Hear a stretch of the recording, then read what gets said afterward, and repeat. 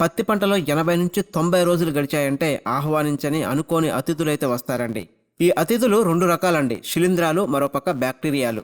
శిలీంధ్రాలలో ముఖ్యంగా ఆల్టర్నేరియా శిలీంధ్రం, ఆ తర్వాత బ్యాక్టీరియాలో జాంతమోనస్ అనే బ్యాక్టీరియా చాలా ప్రమాదకరమైనవి.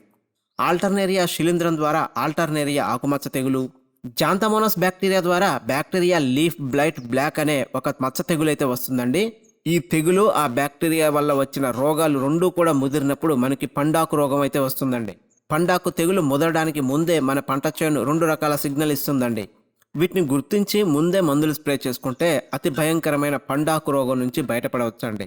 ముందుగా ఆల్టర్నేటియా ఆకుమచ్చ తెగులు యొక్క లక్షణాలు తెలుసుకుందాం. ఈ తెగులు సోకే మొదట్లో ఆకుల యొక్క పచ్చదనం బాగా తగ్గిపోయి ఆకు యొక్క కలర్ బాగా షిఫ్ట్ అవుతుంది. ఆ తర్వాత ఆకుల మీద చిన్న చిన్న తుప్పు మచ్చలు కనిపిస్తాయి. ఈ మచ్చల మధ్య భాగంలో గోధుమ రంగు లేకపోతే తెల్లటి వర్ణంలో కనిపిస్తాయి. ఈ మచ్చలు గనక బాగా ముదిరితే ఈ మచ్చల మధ్య భాగంలో రంధ్రం కూడా పడుతుంది. వీటితో పాటు కొన్నిసార్లు ఏ ఆకారం లేని తుప్పు మచ్చలు కూడా ప్యాచ్లుగా కనిపిస్తుంటాయి. ఇలా ప్యాచ్లుగా ఉన్న ఈ ఎర్రటి మచ్చలు ఆ తర్వాత ఆకు మొత్తం కూడా స్ప్రెడ్ అవుతుంది. ఆ తర్వాత కాయలకు కూడా ఈ మచ్చలు సోకుతుంది. ఉధృతి ఎక్కువైతే పంటలోని పచ్చదనం పూర్తిగా తగ్గిపోయి పెరుగుదల కూడా ఆగిపోతుంది. ఇది ఇంతలా స్ప్రెడ్ అవడానికి ముఖ్య కారణం ఇది గాలి ద్వారా లేకపోతే వర్షపు నీటి ద్వారా ఒక పంట నుంచి మరొక పంటకు స్ప్రెడ్ అవుతుంది. నెక్స్ట్ జాంతమోనస్ అనే బ్యాక్టీరియా ద్వారా వచ్చే బ్యాక్టీరియా ఆకుమచ్చ తెగులు గురించి మాట్లాడుకుందాం. ఈ తెగులు తొలి దశలో ఆకుల మీద నూనె మచ్చలు కనిపిస్తుంటాయి.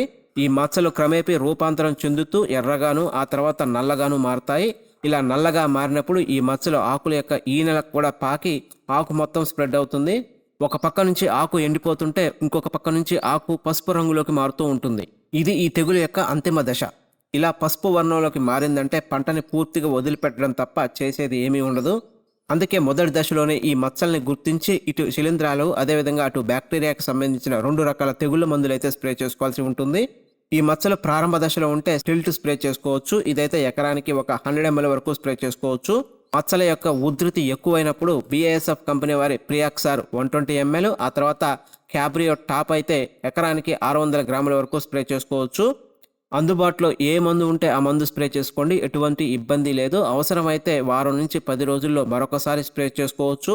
ఆ తర్వాత బ్యాక్టీరియా నుంచి వచ్చే ఈ మచ్చ తెగుల్ని కంట్రోల్ చేసుకోవడానికి మార్కెట్లో ప్లాంటోమైసిన్ దొరుకుతుంది. ఇదైతే ఎకరానికి ఒక 100 గ్రామ్స్ అయితే స్ప్రే చేసుకోవాల్సి ఉంటుంది. ఇలా ఈ రెండింటి కాంబినేషన్లో మనం స్ప్రే చేసుకున్నప్పుడు ఈ యొక్క పండాకు రోగాన్ని బాగా కంట్రోల్ చేసుకోవచ్చు. తొలి దశలో మాత్రమే మందులు స్ప్రే చేసుకోవాలి. రోగం ముదిరితే ఎటువంటి మందులు కూడా పనిచేయవు. ఈ విషయం గుర్తుంచుకొని మందులు స్ప్రే చేసుకోవాలి.